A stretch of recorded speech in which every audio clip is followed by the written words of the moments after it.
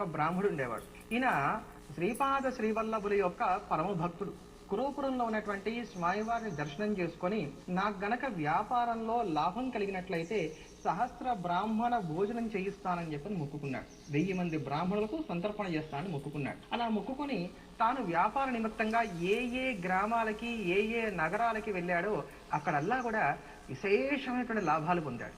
అలా లాభాలు పొంది తాను ఆర్జించుకున్నటువంటి సంపాదన అంతా కూడా ఏదైతే ఉందో ఆ సంపదన అంతా కూడా తీసుకొని వస్తూ ఉండగా మార్గ మధ్యలో దొంగలు దీన్ని గమనించారు. ఎట్లా అయినా సరే ఈ వల్లభుడిని సంహరించి ఆ ధనాన్నంతా కూడా తస్కరించాలి, దొంగిలించాలి అని చెప్పని వీళ్ళు ప్రణాళిక వేసుకున్నారు. ఇప్పుడు మనం చూస్తున్నటువంటి ఈ క్షేత్రం, ఈ వల్లభాపుర ప్రాంతం ఏదైతే ఉందో అది ఆ సమయానికి విపరీతమైనటువంటి దట్టమైనటువంటి అడవిగా ఉండేది.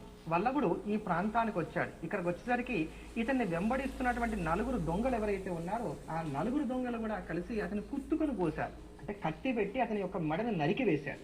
ఆ నరికి వేస్తున్నప్పుడు ఆ చివరి క్షణంలో అతనికి శ్రీపాద శ్రీవల్లభులు స్మరణలోకి వచ్చాడు.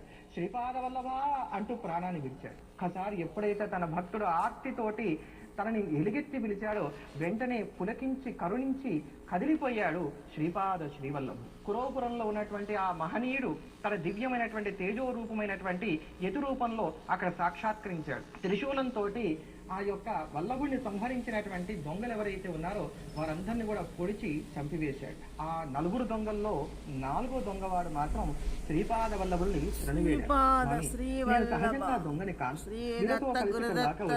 ఈ విషయాలని నాకు తెలియవు.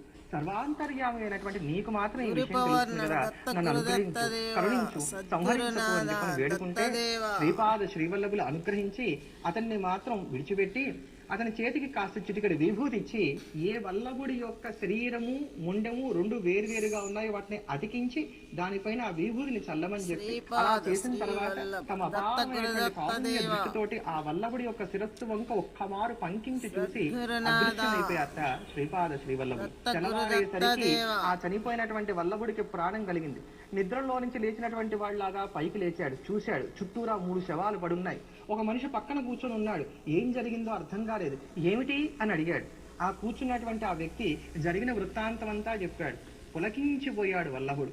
ఆహా, శ్రీపాద శ్రీవల్లభుల యొక్క అనుగ్రహం నా ఎందుకు కలిగింది కదా, నువ్వు ఎంత ధన్యజీవి, నాకు దర్శన భాగ్యం కలగలేదు కానీ నువ్వు మాత్రం స్వామివారిని దర్శించుకున్నావు కదా అని చెప్పని అక్కడ కూర్చున్నటువంటి ఆ దొంగని కూడా చక్కగా నమస్కారం చేసినటువంటి వాడే మళ్ళీ తిరిగి కురుపురం వెళ్ళి తాను మొక్కుకున్నటువంటి దానికి 4 ఇంతలుగా 4000 మంది బ్రాహ్మణులకు అన్నసంతర్పణ చేశాట.